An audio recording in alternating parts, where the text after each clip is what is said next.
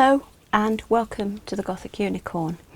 Now today I'm going to be deviating from my little schedule a bit.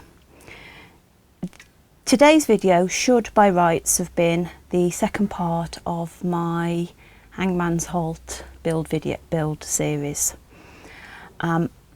However, we're going into another heat wave. Well, actually it's here, it's hot, and we're not used to it in the UK. As I said in previous videos, it doesn't happen. We don't have air conditioning in our homes. You know, we have a fan that turns a hot room into a fan assisted oven basically. So rather than getting all the paint out and trying my best to do the rest of the outside of the house, I'm going to focus on some more of the furniture kits.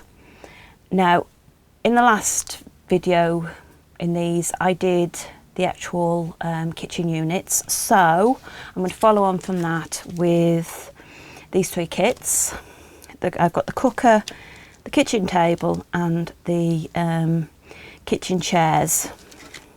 Now the table and chairs, there's not a great deal to, so I think that the main focus of this video is going to be this vintage cooker, which yeah, it looks quite good. I'm hopeful that we can do it justice, and I am going to be painting this and possibly putting a bit of a glaze on it to give it more of an enamelled look.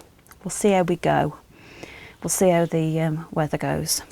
But yeah, that's today's video, 1/48 scale kitchen. I'm actually beginning with the table, and as is usual, I'm going to start by adding some colour to them. Now I've actually had the markers out on the back of the tabletop because this piece comes completely cut. You don't get any little olding cards, so I got nothing to test it on, but I've tested it against that, and which is the kitchen cabinet that I made last time, and I think I've picked out the right colour, which is baby blue. That sounds about right. Certainly it looks about right. It's within the same sort of tone. If it's not exactly the same colour, doesn't matter, we will make it work. I'm also going to be using my silver paint marker. This is an oil-based paint marker, and you actually get a proper metallic look from it. And I'm going to use that for the legs, which I think will sort of work really, really well. And then I will be repeating the process with the chair pieces in due course, same colours. So I'm going to start off with this. I'm going to go over the, this is the underneath of the table. I want it to look like one of those coloured vintage tables that you'd get, but obviously the underneath is not going to be the most visible piece, so I don't need to be too concerned. You could paint it. I just happen to find that my alcohol markers are my preferred option. You don't get the layers of paint build-up. It is really difficult to paint in this scale. You know, much credit to anybody that can and does, because the layers need to be so thin to make it work. Now, there's my tabletop. Not too bad. I will leave that to dry, and then I'm going to do these. Now, hopefully this will work quite well. I only need to paint one side of this piece. I'm still in camera. And as you can possibly see, this is a good metallic finish. with the added bonus that this pen does seem to dry fairly quickly. I think it's because you're just putting on such a thin layer of paint. So I'm going to leave that to dry, to wipe my mat where I've just coloured it, and I'm going to go off and I'm going to do all these other bits, which are going to be a bit fiddly, but I'll come back and we'll put the table together. I have got all my pieces coloured. The top looks really, really good. I may give the top a bit of a shine yet, not sure. A table of this age would probably have had a slight gloss to it. I just need to make up my mind whether I'm going to do that or not. So start putting it together. I've got the piece upside down and I've got the leg support, and all I'm going to do is I'm going to put glue along the wrong side of the leg support. Pick the glue up off my mat, we might as well not waste it. And let's try and turn this round. And all I'm going to do is I'm going to put glue on all the bits. Now, we are going to put this into the middle of the underneath of the table, and this needs to be central, so I need to try and get it as even as possible because it's obviously going to dictate where the legs go and how that looks afterwards, and that is great. The next pieces are the pieces that are referred to as the end plinths, and they need to go onto well, sort of the sides of the table, and it says to put glue on the end of the bit we just stuck down and onto the what's it of the and onto the body of the table. So let's, oh yes, I see, that just gives you the nice little bit of shape between the legs when you are done. Okay, that's great. And then I'm going to repeat this on the other side.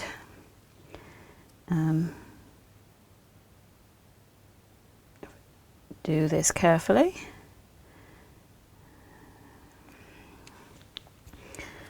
And pick this bit up carefully and pop him into place like so. Now hopefully I did right in not painting the ends of these. Hopefully when I put the legs on, the legs are going to cover the ends, but as you can see I've got the basics of my table, and so we repeat the process pretty much. Drop the cocktail stick into the glue because of course that's what you want to do, but we will repeat the process with glue along this end here and on the tabletop because we want our legs to be well and truly supported. Take the pair of legs, isn't it? There's two of them, and we put that into place, and that's super. As I said, these pieces, the table and the chairs, are pretty simple as far as construction goes. So, you know, you want a simple little table for your 1/48 scale house. This sort of thing is great. It's also got the age. This is vintage, 50s, 60s maybe. I'm not that old, not by a way, but I remember tables like this because they were around for many years. Older members of the family, you know how it goes. They keep the furniture for a good many years. Now, just want to make sure that that is nice and even. And then we'll stand up. And then I'll put it out of the way to dry. And that's the table. As I say, it's really simple, but that is going to be effective in your vintage kitchen. So, yeah, onto the chairs, I think. Now, with the chairs, I've already done all the painting, colouring, what have you, and I've got the 5 basic pieces of one of the chairs here. I'm going to confess, I have already put the second chair together. I find that if I can do this, then when I come to put it together for you, it makes life a lot easier. So I'm going to start off with the back section of the chair, and I get to put some glue along this bottom cross piece, and then we put the leg support onto there. Now this is one of the cases where you need to make sure that it dries in the correct location, because if it's not straight, if it's not at 90 degrees to the back, you're going to end up with a wonky chair. So that is step 1, really easy. Second step is to put the front legs on, and that means putting glue on the other side of this leg support piece, and then we put the legs on, but the legs have got to be stuck on the bottom of the cross pieces, and again you need to make sure that it fits right, that it stays parallel to the back piece, so that when you stand the chair up, the chair looks something like. It's not difficult. Most of the chairs that I've done are along these lines. They're slightly different shapes, but most of Petite Properties chair kits are really easy, even though they look quite fantastic when they're put together. So I'm going to leave this to dry for a moment, and then we'll come back and we will attach the seat. Now the chair should be plenty dry enough, and it's time to finish it off. So I need to apply some glue to both sections where the seat is going to be attached, and that is the top of the front legs and the upper crossbar on the back section. And now I've got to get this piece into here, and I know from experience with the first one that it's a little bit fiddly. So we'll pop that in and we'll pop that down, and then I'll just get my extra cocktail stick and wipe off the extra glue. I was worried that my glue was going to have dried out too much to be able to do this while I was letting the other bit dry and doing other chores. And in case you're wondering, I'm actually doing laundry in and around filming this. All the fun. I make the most of those drying times, the bits that keep me from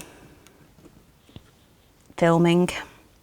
Anyway, the back piece is a thin piece of cardstock, and it says I need to curve it. It says gently bend it. So all I'm doing is I'm rubbing it with my thumbnail, and I'm getting a bit of a curve into there. It's actually more of a curve than I managed on the first one, but hey ho. Now I'm not sure if it's actually as hot today as they said it's going to be. It's hot, but we've got a nice bit of a breeze, which is very welcome. So I'm going to stick my back piece onto there, try and even it up.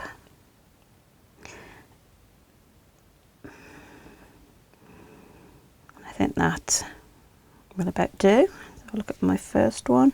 Yeah, they look similar. And that's the chair. Now, what I have done is I've given the seat and the back piece of this other one a small amount of glossy accents. Now, glossy accents is actually a three-dimensional adhesive. It dries clear and it will dry, as I say, dimensionally. So you can cover things with it and it gives it extra bit of oomph. So it isn't as smooth as I would have liked because I had to apply it with my cocktail stick, but because I applied it so thin, it doesn't add too much bulk to my tiny little piece. And I'm still waiting for this to finish drying, and I've got to fill in some of the gaps, which is trying to make the tabletop glossy as well. So I will show you that later in the video. So as I say, here are the chairs, a pair of them, and onto the cooker. Okay, so we're now on to the vintage cooker kit from Petite Properties. Now, I am just going to say I pulled out all the pieces and read through the instructions, as you should always do. And this one's actually tells you when to paint bits. It's like, okay. I've not had that on another one, but the one thing that I am going to say is it came with a load of these little tiny micro beads, but the instructions say that should be two different sizes, and the picture on the front of the instructions show two different sizes. Now, as it happens, I do have enough left over of what I assume to be the right size beads, so I'm not going to worry about it. I don't know if they've changed it and they haven't changed the instructions, but this is the first time I've ever had any little issues like this. So I'm wondering whether to follow everything, paint things, and yeah, I think I'm going to try and follow the instructions and paint things in order. Wish me luck. So with this kit, I've had to mark a line at 11mm from the bottom, which is where I've got to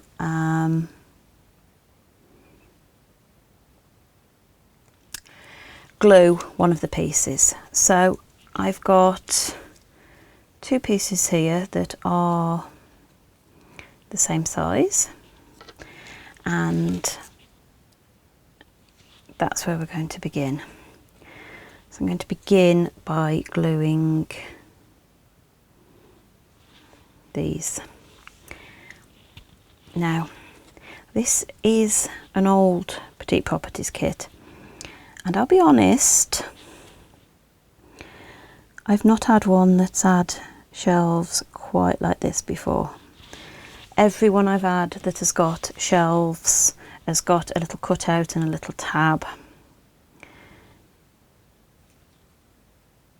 So yeah,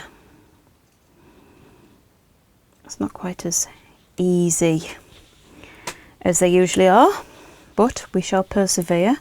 I'm not going to give up because I do like the actual look of this cooker, and with the first one stuck in place, and I've ensured it's in the right place by folding up the sides, I'm going to put the second one in place on my little line. When I fold it up like that, I've got box, which is my oven, and I've got another so far open topped box, which is going to be my grill. So I'm going to leave this to dry, and then I've got to paint the inside of the oven, what will be the oven. So I'm going to do that off camera and I'll get back to you. I have painted the inside of the oven and the grill cavity, and I have painted the back of the front panel because the door opens outwards. Although I think I've painted the wrong side, to be fair. Oh well. I don't want the oven to be open particularly, so it doesn't really bother me that I've painted the wrong side, but I painted the side that that have got more of the marks with the dark colour, simply because I want the nice side visible. So I'm going to put the second door panel, which just gives it a little bit of extra detail, onto the front, and then we're going to stick the front on. Now, to stick the front on, it is a case of putting glue around the outside.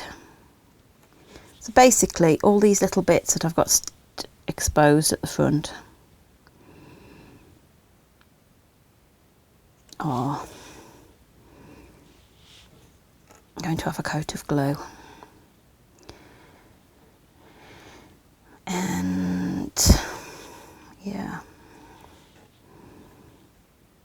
my glue is drying out rapidly today, which is good for drying times, not so good for working times.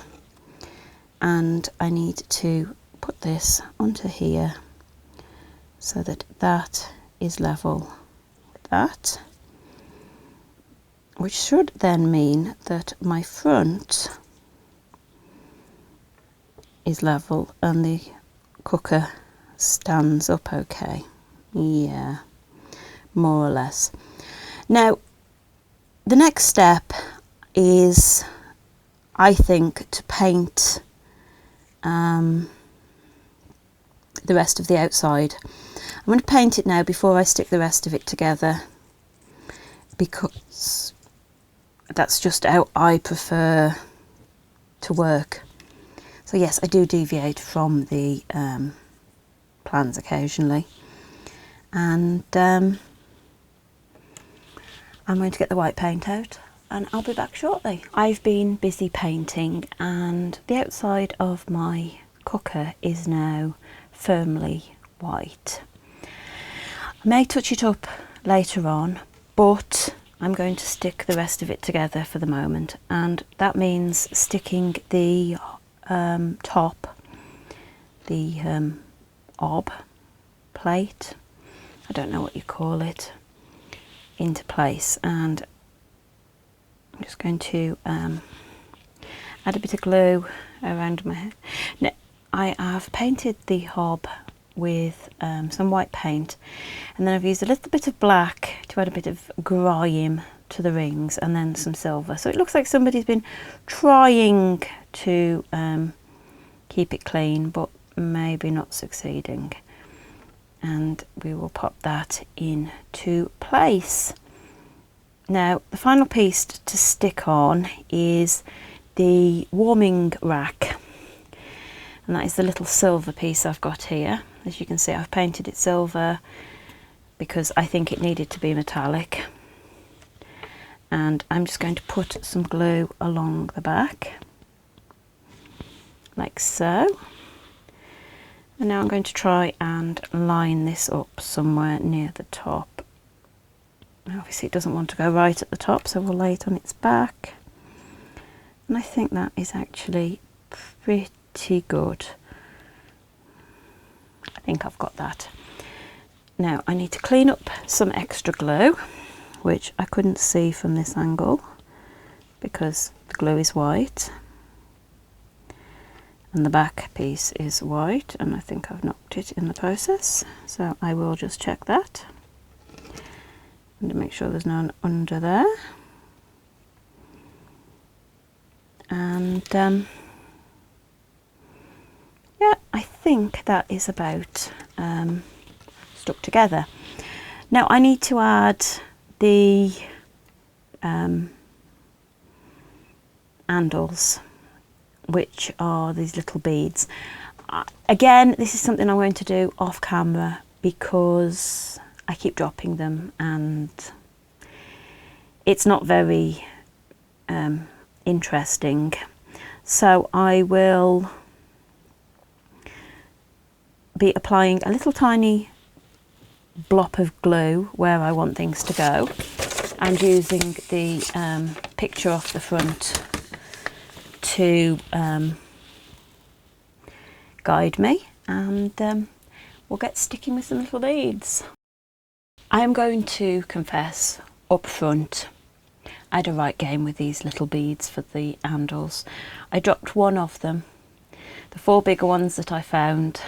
I dropped one of them into the grill hole and could not get the thing to come out, and was starting to have to think I was going to have to find another one from somewhere when I did manage to prise it out. Aside from that, I'm quite happy with it. My little vintage cooker is complete and I think it's going to look pretty good in situ. I expected nothing else. I have not been disappointed with a Petite Properties kit yet, and as I always say, you know, I'm not associated with the company. I use their kits because I like them, and I recommend them to you because I like them. And if you want to start working in this scale, they've got some really cool houses, some of which you've seen on my channel, and some really good stuff to go in them. And yeah, I am eyeing up a certain castle that they've launched this year. It's just a bit on the big side, and at the moment I can't justify it because it's a big castle even at 1/48 scale. So yeah, so anyway, one vintage cooker ready to go into my vintage style kitchen. And here they are, cooker, table, 2 chairs. I think my kitchen is about done. Well, the kitchen from Kits is about done. I've been able to get a sink kit for quite a while, and as a result, if I want to include a sink, not sure yet whether I'll do that. I do need to figure that one out myself, but yeah, otherwise I think the kitchen part of Hangman's Halt is sorted. If you've enjoyed this video, and I hope you have, please like, comment and subscribe. Maybe ring that notification bell if you want to know when a video goes up. I post a video most weeks, normally on a Friday, but I never make any promises because real life does get in the way sometimes. But until next time, bye.